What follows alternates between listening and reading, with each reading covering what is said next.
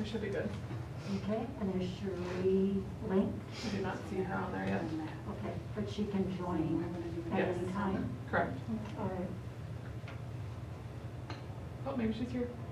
Sheree, can you hear us? I can, yeah. Great, thank you. All right, it is 6 o'clock. I will call the meeting to order. Would you please rise for the pledge? I pledge allegiance to the flag of the United States of America and to the republic for which it stands, one nation, under God, indivisible, with liberty and justice for all. Thank you. Deja, would you do roll call, please? Yep. Patty Jo Forsberg. Here. Roxanne Kendall. Here. Sheree Link. Here. Bruce Belargin. Here. Lori Belargin. Here. Katie Thermos. Here. Marge Belil. Here. All right, our district mission, together we engage, educate, and empower all learners, bridging their passions to pathways to create successful futures and positively contribute to our local and global communities. I will take a motion to approve the agenda. So moved. Thank you, Katie. second. Thank you, Marge. Any questions or comments about the agenda? All in favor? Aye. Any opposed? Motion carries. Neither Mark nor I had any requests for public comment, so we are on to number 3, reports. Dr. Bezick? You want that one first or construction? Oh, I can talk about construction. I don't have my notes, but as you can see, we're getting closer to the end here. We should have all of our concrete poured out here the next couple days. I think the black, yeah. Sorry, I asked, do they do tests on those, on the soils test? Do we get like a Braun, or do we have AET, or do we have a testing agency? Or out here in the parking lot? Yeah. Yeah, oh yeah, they did all the soil borings. They had to do You some don't- corrections. You know who it is? I don't know the name. I can find that out, but I just don't know off the top of my head. But they did have to make some corrections out in the middle of the parking lot out there. Not major ones, but they had to go down, I think, 17 more inches or something like that and refill. So the concrete here will be poured in the next couple days. It's already on the side here. The blacktop will be, I believe, the end of this week here. The gymnasium is coming along. The bleachers by tomorrow should be all framed in, and all the decking, just the seats won't be on, but it's pretty impressive. All the mat hoists are something new that you've never seen before. That'll be in there. There's 2 batting cages now that are in there. Everything, that's all hung up and all operational.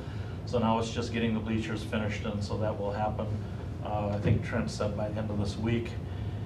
We're still waiting on the rubberized flooring down that hallway, and we knew that from the get-go, so that'll probably be the end of September before that goes in. But they'll seal that floor, so that hallway floor, so we don't get a lot of dust in there. But all the painting's done, and they're putting on kind of the finishing touches on the trophy cases and what have you there. And then the graphics will go in probably this next week also.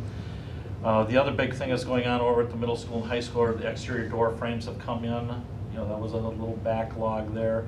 So I think most of them are already cut out and are in place, and I'll be filling around them. The middle school has, same issue, and I think they're replacing, where the media center was, that glass wall, that's all being replaced also there. Middle school projects are all pretty good. The music wing, the carpeting, the painting, the ceilings are done. The face room is complete. Art room got a makeover, so that, again, we're just chugging along here. If it wasn't for, some of the shipping delays and things like that, we would have been, again, right on target before school. But again, it is what it is. Our big challenge, big thing we want is concrete over here for Wednesday, because that's when we have open house, with all the kids and parents coming in. Can't think of anything else. They enlarged the pond out here. You saw that. Actually, I thought it was going to be a lot more work, but it was a one-day job, and it'll accommodate runoff from here, and if we ever do put a 3rd lane in out here on the roadway out there, so we'll be in good shape there. So I think that'll do construction. Okay, next thing I want to present and talk a little bit about is our Safe Schools reopening plan. that actually it's required by the state, and we have to update it every 6 months now on that. So it's called, I think it's called Safe Return to Schools Plan. Last year we had a reopening plan that we met over the summer with a group of parents and teachers to devise that plan, which really served us well last year. So we use that as a base, and then the staff survey, the parent meeting that we had last week, and so we redesigned the whole format. I guess Tasia did this, and she did a phenomenal job on this. And this is the long version, and I'm going to go through it. I probably won't go through every piece of it, but I gave you a little cheat sheet there, and that's what we will hand out and have accessible to people. And if they want to refer to this version here, they're more than welcome to. So, and I'm going to have Ryan come up in a little bit and talk a little bit about some of the different pieces in here. So this is very similar to our plan last year. Our commitments are to safety, flexibility, and instruction. And the key thing here is flexibility. We don't know what's going to happen yet. I mean, we're same as last year. We were changing direction every couple of weeks, and again, so we urge everyone to be patient. And as far as safety, we're using all the guidance we can get, and employees and parents' input on making these plans. So the goal is that we got 5 days a week in school. Safety of the students and staff are a priority, and we really want to stay in person all year long. And we've got a lot of different learning opportunities, and we just have to maximize them like we did last year when push came to shove. And we also want to be cognizant of the social, emotional wellness of our students and plan for that also. So just the general conditions, and again, some of this was in our plan last year. We're aware of what's happening out there with the pandemic. We're expecting, same as last year, students and employees to help out when needed with sanitizing and cleanliness. We keep emphasizing, personal and group health, and as of right now, masks and PPE are optional at this time. And I really say at this time. When I go through this, almost every district in the MBC, it has almost we're all on the same page. We met this last week for a couple hours and went through our plans together, and everyone is heading in the same direction. So the key to our plan, and this is instrumental. We just need parents to really, pay attention to the kids. Follow the recommendations for home health checks, and we really need to keep symptomatic kids at home. And we said to the staff too, if you're not feeling well, don't come in. And then if they are sick, like last year, they get sick during the day, we got to get them out of there as soon as we can. We just need to stick to that, and it served us well last year. And again, I mentioned flexibility is going to be the key here.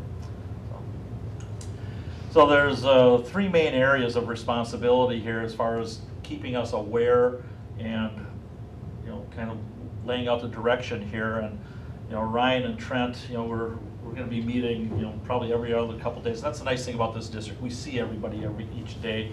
But my responsibility is more of the Middle Border Conference and CISA schools, what's happening around us. Ryan is monitoring all the health organizations and his working group. And then Trent is monitoring everything from the WIAA as far as any changes that come down from them. So the things that changed from last year, last year we were under orders and mandates. This year we have guidelines and recommendations. And so we look more towards, creating parent choice and involvement, more employee input through that survey. And really the decisions are kind of based on on a lot of input from staff, parent, health organizations. We want to weigh all that together, and if we can see the wave coming or if it's stable, we'll look at that compared to what's happening in our district also. So the changes, and Ryan may talk about this a little bit, but the contact tracing is going to be situational. So rather than there's a positive case in the classroom, sending the whole classroom home, we'll be sending that, obviously, that student home, and we'll alert the parents that there was a positive case in there. Watch your kids. If they're symptomatic, keep them home.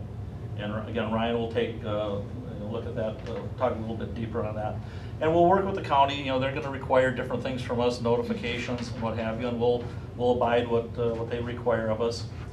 And again, only symptomatic children are going to be sent home, and that's different from last year. We had mass exodus of classes and teachers, and again, from what we tracked, we really didn't, we didn't have any passing on within the school. It usually came from outside at home. And if there's a positive case at home, the student's gonna quarantine, whether they're symptomatic or not. We won't take that chance. Again, only classes will be notified, positive cases in household will be required to quarantine, so. And this was the input from the staff. Again, we just included this in our plan also, and you can see the highest areas of concern were, to make masks optional and also keep the sanitizing material there for them to clean the rooms and that. And the contact tracing, what they would support, they were pretty overwhelming. Continue to close contact trace, and that's what Ryan will do. He'll keep at that, and inform parents to monitor for symptoms. Students not sent home unless they are symptomatic. So that, again, listening to what the staff is saying and what parents in our experience last year, that's the approach we're going to take now. August 10th, we had that return to school, a safe return to school meeting. We had roughly around 100 people there, and we gathered input, from parents. There was a good contingency of staff there also, and that letter I sent out with the notes from there is attached here. So if anyone wants to review that, you can take a look at that letter there. So with face coverings, it's optional for all staff and students in the buildings right now. We will follow all mandates and orders. If there's a mandate or an order coming down, we will follow that. And we'll also support and respect, people that want to wear masks, kids that want to wear masks, we'll be cooperative and, make sure that, no one's getting teased or anything like that as best we can. Healthy environments area, not a lot has changed here. We didn't take down the physical barriers because in case something happens, then we have to put them back up. So we're leaving like the plexiglass barriers up, the safety signage. The drinking fountains are all water bottle friendly, cleaning disinfectant. Again, we're going to keep with staggering use in some of the larger areas there, and our ventilation is brand new and working well. And again, just keep educating on and reinforcing hygiene and hand washing. Oh, Ryan, you want to take this here? I sure can. Okay. So for this part, we kind of just broke down kind of the roles that we'll be seeing this year going through the school year. So just looking at this right now, again, we're going to just use the healthcare office kind of for what its main use is for. So students who come in who need medications, students who come in for injuries, things like that. Just so running a regular healthcare office year. All 6 students will need to be picked up at the discretion of the building health aides. So again, with last year, we kind of had that 2 symptom mark where if you have 2 symptoms, automatically out. But kind of going into a more normal year, we're looking at students and making inferences on what we need to be doing. If a student does need to go home or not, we don't want to just keep sending students home when they don't necessarily have to be. And again, students who are sent home, we won't be requiring any tests for them to come back. We just ask that they be fever-free without any fevers for 24 hours or more. And then as far as communication goes, we took the input from the parents during the meeting, and it was stated that they would prefer not to have district-wide communication. And so with that, I'll still be doing contact tracing on my end of things, but we won't be excluding any close contacts that are identified. We will only be notifying those parents that your student was a close contact at this time. Please be aware. There is no exclusion at this time unless you would like to. And then again, going on to the close contact exclusion, close contacts can still remain in school as long as they are not symptomatic. Again, I'll be doing contact tracing, but I won't be excluding anyone unless prevalent symptoms are there.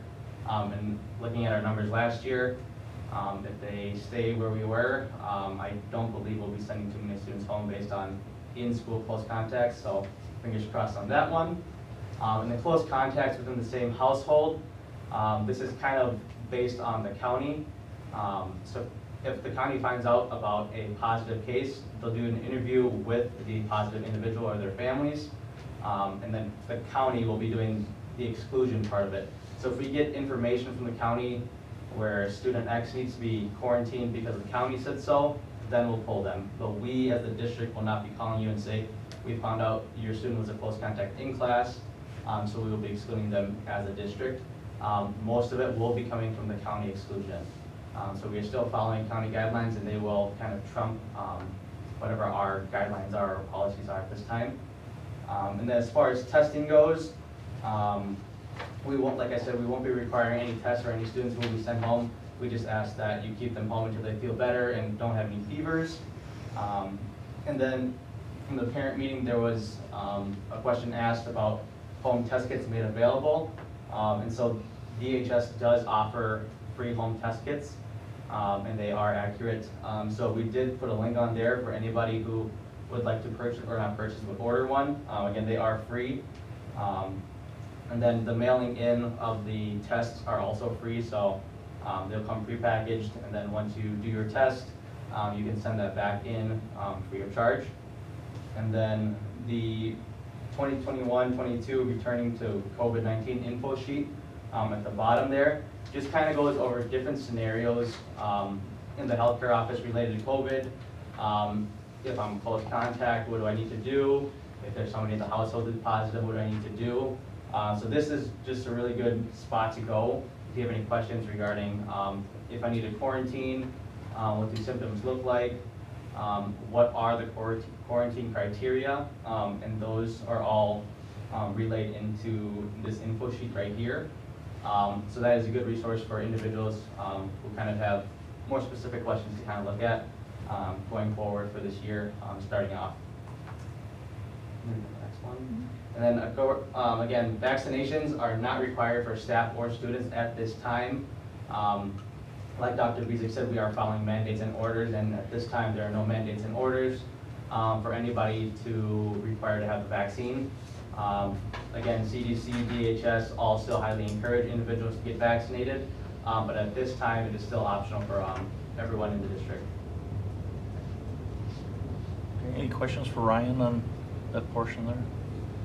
And again, I just heard that Pfizer did approve that today, so that'll open up some interesting conversations as far as requiring vaccinations and what have you down the road.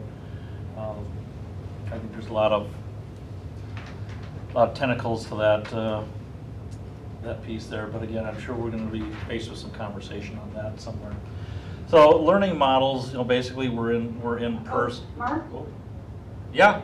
Real quick, what test is going to be used to say who is positive?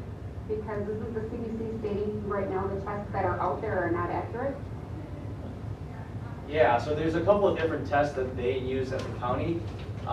It's called a PCR test. It's the most accurate test that is being used right now. And so we are using those test results when we refer individuals to get tested. At the county level, they are asking individuals who buy home test kits. So that's different from the one that DHS and the one on the website is here. They're asking that individuals who test positive with those home test kits also get another clinical test, just because the county does not receive those test results. And so kind of the gold standard for testing, which we refer individuals to, are those PCR tests that we will be using kind of in the clinic-based settings. That's the test that the CDC has said is not accurate, and they're going to be replacing this fall.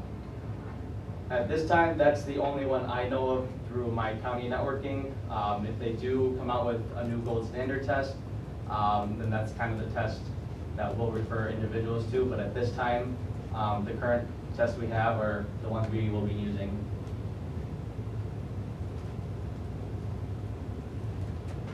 Okay, Sheree? No, but, I'm concerned that we're using a test that they're telling us is invalid. Oh. So I realize that's the only test out there, but again, they're telling us it's invalid. So I want to make sure that we are on top of this and not using something that's 38, 40 cycles out invalid and that. Well, that's when we talk about flexibility in this, that, like last year, every week something changed with whether it was, vaccinations, whether it was quarantining, whatever the plan was. And it's the same thing here. If this is the standard right now, as soon as, the county gets on the next best thing or we know what it is, like Ryan said, we'll switch. The rapid tests are the ones that are not accurate. The rapid tests are? Yep. The PCRs are accurate. PCR.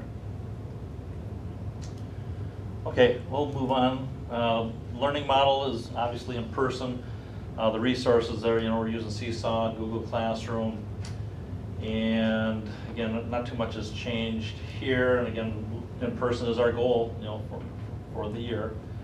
Go ahead to the next one here. So the virtual model, is available for grades 6 through 12, and the time to enter into that has passed for first semester.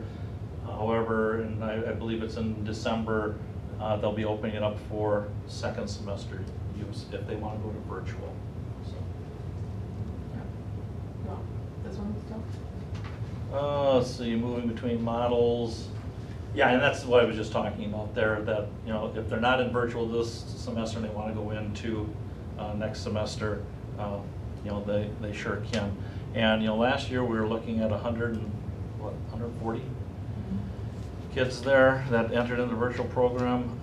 I believe we're somewhere around 10 or 12 right now. So dramatic comeback. Distancing activities, visitors, so different from last year. Well, I should say it's the same. They're going to physically distance when possible. Field trips are on this year. Outside groups will have use of the schools, the gun safety, snowmobilers or what have you. And I think some other clubs use the schools, so they'll be allowed back in. Assemblies and concerts will happen this year, and parent volunteers will be allowed into the buildings. That'll be situational, up to the principal's discretion. Again, that's at this time. Athletics and activities, right now the WIAA has put guidelines in place and will follow those guidelines. All clubs and activities are starting, basically we're starting a normal year right now. All activities are on track. Last year they had split seasons in different parts of the state. Spectators, there's no restrictions on spectators right now. And again, we just have to be flexible to move between different models and guidance from WIAA if they switch up some things for us.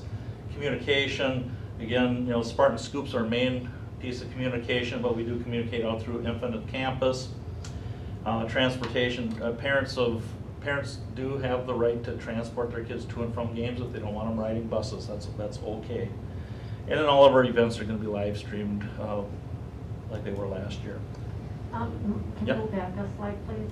I believe with the transportation, there's a special form that has to be filled out and approved and on file with the office before parents I can believe you're probably, transport yeah. their child to an event. Yeah.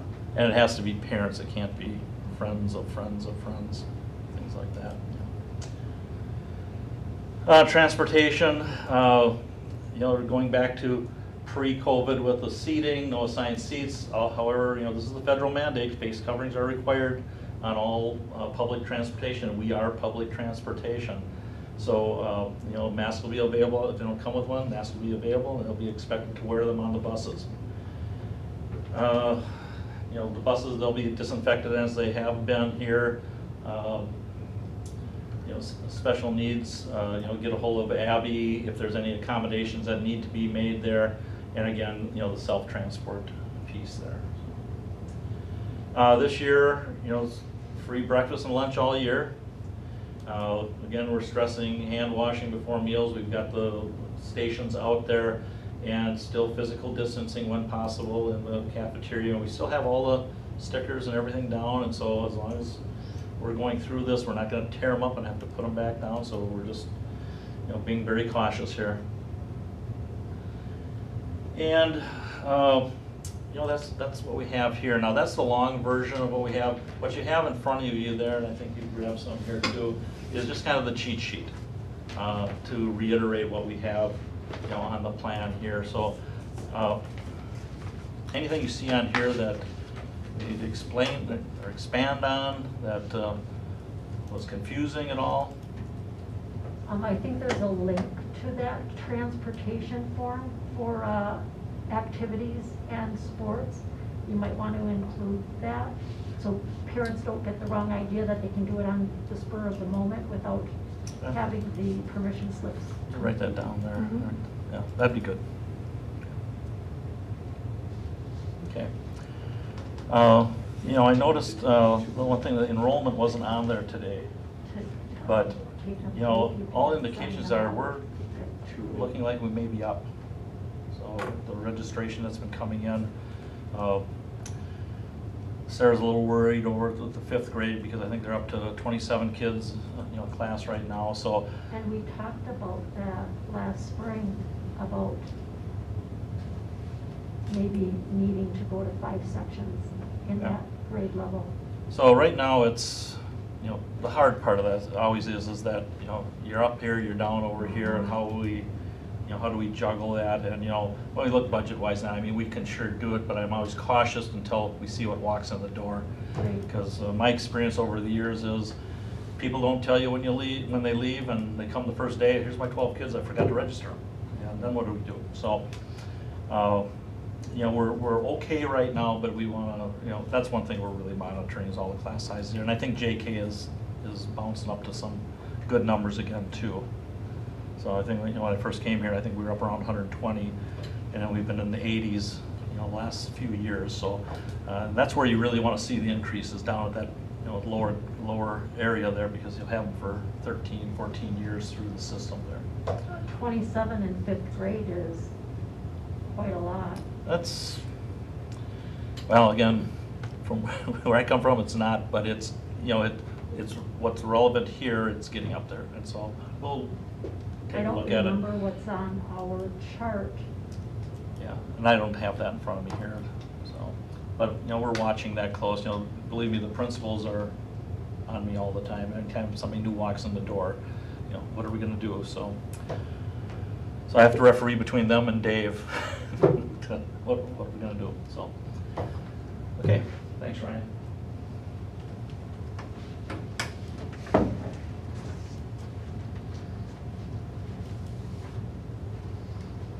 Financial reports are the next item.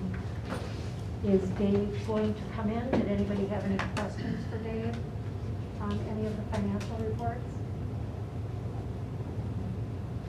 You're all good? Advanced operations then. Would somebody like to make a motion to approve the 21-22 meal prices as presented and linked to the agenda? I would make a motion to approve 2021 and 22 meal prices as presented. Thank you, Bruce. Is I'll there- second. Thank you, Patty Jo. Any questions or discussion on this item? All in favor? Aye. Any opposed? Motion carries. The next item, we have 3 policies. We had them at the first reading, August 9th. Tasia's got the updates linked. Does anybody have any? Well, first of all, is there a motion to approve? So moved. Thank you, Katie. Is there a second? Second. Thank you, Patty Jo. Now, are there any questions or discussion? On 8450, personal protective equipment during pandemic/epidemic events, we still have that ambiguous verbiage of during times of elevated communicable disease. I don't know what better wording would be there, but I know that that's a concern among the community, is how we are defining elevated communicable disease. I think we made some progress with the parent meeting, with understanding that terminology, but I just want to again raise my concern over the definition of elevated cases. All right. Any other questions or concerns? All in favor of passing the policies as presented then? Aye. Any opposed? Motion carries. Board professional development. We have 2 attachments. There was discussion on this item at our work session. I believe the consensus was to move forward with the consultant only. And I have been in contact with WASB. There is a consultant available who would come out of Eau Claire. She is writing up a plan. I've had a conversation with her on the phone. And she's hoping that she'll be able to get back to us in a couple of weeks with a plan. So if I would take a motion to approve. Well, I am thinking we might prefer a lawyer, so are you putting forth a motion to only? Oh, I'm asking for a motion for whatever. And so that we can continue discussion. Okay, so I'll make a motion to approve one of these options. Okay. Is there a second? I'll second All right, that so motion. motion by Katie and a second by Bruce to Appreciate it, I wasn't sure approve where that was going. one of these options. So I gave you a little bit of information. And Katie, did you want to add anything? Well, I just think that having an attorney involved can help guide the board in kind of some governance issues that I think you'll all find helpful. And I don't think if you're going to already have this type of a thing from WASB, you may as well. I mean, it just doesn't hurt. And it's not like it's a huge extra cost. So that's just my 2 cents. Okay. Can you repeat the motion for Cherie? She didn't hear it. It was to approve one of the options. And then, okay, she's trying to reconnect. And then, I guess we'll wait till she gets back on, then we can, then maybe you could clarify what your thoughts were.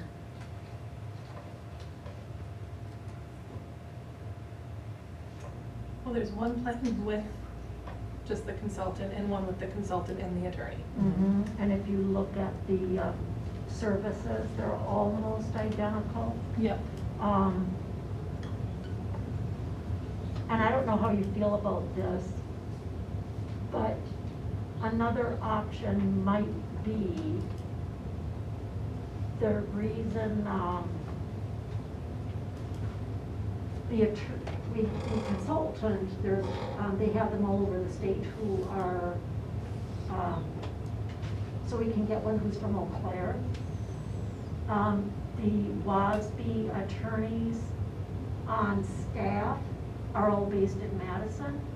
However, WASB does have attorneys who do presentations for them, consultant work, who may be closer. And I don't know if that's an option you're interested in. I don't know if it's an option that's possible, but it's something that we could check into. I think my thought was last time is that we use Trevor. Maybe, I don't know, maybe Trevor's involved in this meeting with the consultant, so he hears the same thing. I mean, we pay him and he works with us constantly. I guess that was my take on it, was we just use Trevor and keep using him, keep paying for his services, I guess, too, but we use him instead of hiring an out of attorney or somebody else we don't work with. That was my thought on it. We use a consultant and then we use Trevor for the legal and the attorney. That's why I was looking towards just consultant.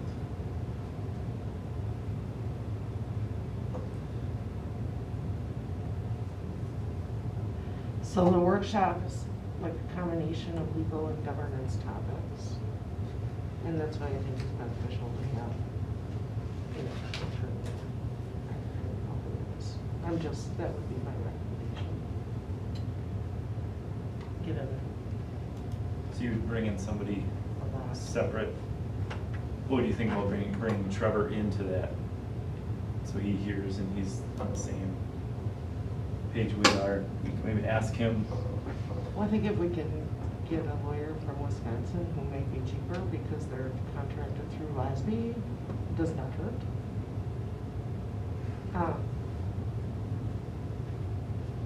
I mean, they all know Wisconsin law. Yeah,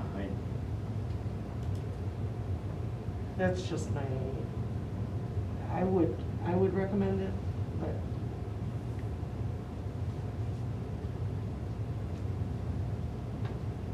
I will not be present, so. But I really do highly.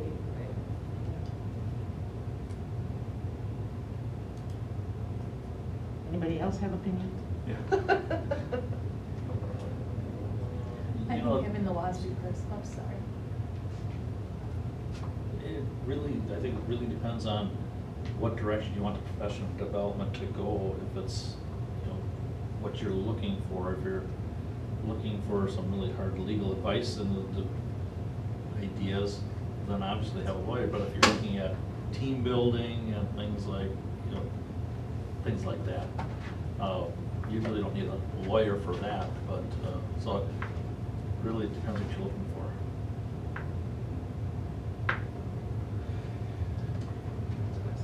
How about considering going with the consultant first and seeing how that goes? And then if we need to move forward with additional. Remember, Lori, we had Trevor come in and give us an hour long, and Roxanne, were you here then? He came in for like an hour, or an hour and a half maybe is what it stretched into.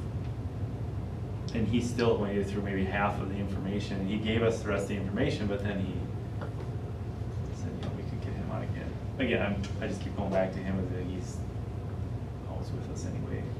So might hit on the relevant things that we run into here, but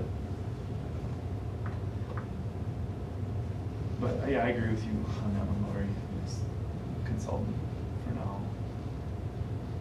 So the motion on the table is to take one of the plans. So we need to vote on that first. We have to No, amend it. somebody could Amend amend it. the motion or. Okay, Well, would somebody like to amend the motion? I'll amend it to choose the consultant-only option, the second. Would that be the school government's proposal? Yes. Yeah. Then So. I will Make the motion to make a amend. motion. Bruce has made a motion to amend Katie's original motion. Is there a second for Bruce's amendment? I'll second. All right. Any more discussion on the amendment? Is Cherie connected with us? She is, Cherie, did you hear the motion? I did not, no, I lost, I thought I turned back on now, but. Do you want to say it again? Because you kind of have a nice voice. All right. Make a motion to recommend board professional development plan with consultant only. So the Somerset governance proposal option. Wonderful. So Bruce made that motion and I believe Roxanne seconded. Any further discussion or questions on that amendment? All in favor? Aye. Any opposed? Motion carries for the amendment, and then we need to vote on the motion. No, we're good. We're good? Well, we can, but it was just unanimous. Okay? All right, so Tasia, are you good? Yep. All right, so the amended motion has passed.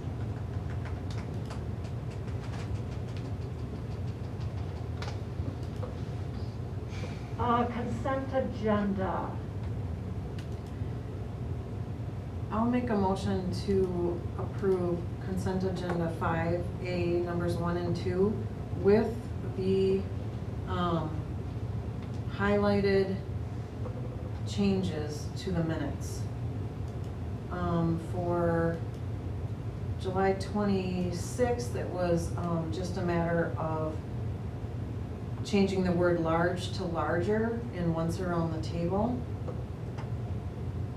And August 9th was, that was a motion to approve the personnel update as amended with a second, and then adding that the motion was carried unanimously. Both changes are highlighted. All right, I will second that motion, Roxanne. Did anybody have any questions about what was being corrected in the minutes? No. All in favor? Aye. Any opposed? Motion carries. Would anybody like to make a motion for the rest of the consent agenda?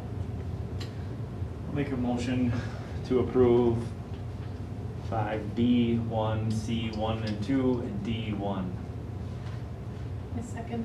Thank you, Patty Jo. So there is a motion by Bruce, a second by Patty Jo. Does anybody have any questions on these items? All in favor? Aye. Any opposed? Motion carries. Say, Tasia, I see that on the agenda, it says minutes of the June. I just saw that. Okay, can you fix that Yeah. without a motion? Yes. Okay, thank you. Did I say June? You said You June. said I said July. July. That's what I noticed, it said June. Okay. Okay, general information, September meeting dates are the 13th and the 27th. The 13th is a work session with the annual meeting following, and then we have just a quick little third meeting where we approve the financial portion of the annual meeting. The annual meeting time is 7, right? That's a I set time. believe so, yes. Yeah. I think that's what it's usually at. With the work session at 6. Once around the table, Marge, did you have anything? I would just like to encourage people not to follow inaccurate Facebook information and websites, to get accurate information, and I still want a parent survey for the Flex Mod schedule. I know she talked about it at the last meeting when I wasn't here, but she didn't talk about the survey, I don't think. Thank you, Marge. Katie? I'm good. So am I. Bruce? I'm good. I just wanted to point out Mark and the administration for doing such a great job with the parent meeting. It was very well organized. I found it to be very positive and helpful, and I think the parents appreciated it, and I just wanted to commend you all on doing a really good job on that. Patty Jo? Sheree? Yeah, wondering, what are any of the candidates that have already filed for the 2 positions? Do you have those? I'm sorry, I don't hear. Did you, She's saying, can you speak a little closer to your phone, Sheree? Sure. Do we have names of candidates that have filed for the school board position? Yep, we have received paperwork from Lacey Oster and Matt Foucault. At this time, and when is the Yeah. deadline, Tasia? Tomorrow night at 5 p.m. Okay, so there could be others. Okay. And then my other question, I know we're going into closed session regarding the district administrator's performance evaluation, and we as a board are also requested to fill out that. I would believe that this information should be going back to our board secretary, to Tasia, to the board. Would that be accurate? We missed you. You blocked out there, Sheree. Can you repeat that? Sure. So the board has been requested to fill out performance evaluations for you as well.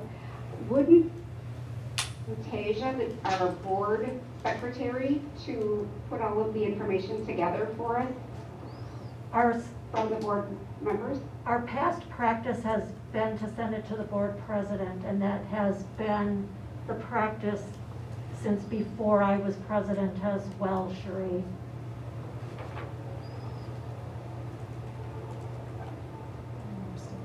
Shouldn't that go to the secretary though? It doesn't have to, no.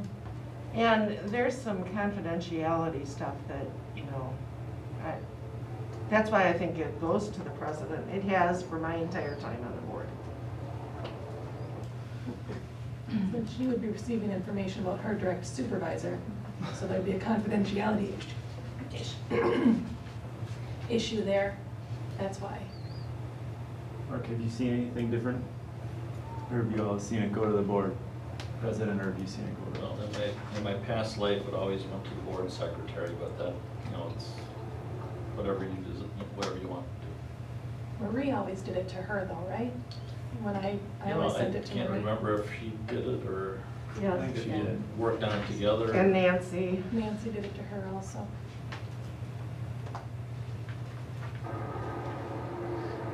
we're good. What are we talking about closed So- session too? Could it potentially go to the president and vice president? We've got two sets of eyes and reviewing everything. Is this something we should be talking about during closed session? I don't know. Sheree, is there anything else that you wanted to talk about for once around the table? That's it. Okay, thank you. Would somebody like to make a motion to adjourn into closed session pursuant to Wisconsin statute 19.851C to consider the performance evaluation data of the district administrator? I'll make the motion to adjourn into closed session. Thank you, Marge. I'll second. Thank you, Bruce. All in favor? Can you do a roll Aye. call, Lori? Yes. Katie? Yes. Myself, yes. Bruce? Yes. Roxanne? Yes. Patty Jo? Yes. Sheree? Yes. Marge? Yes. Thank you.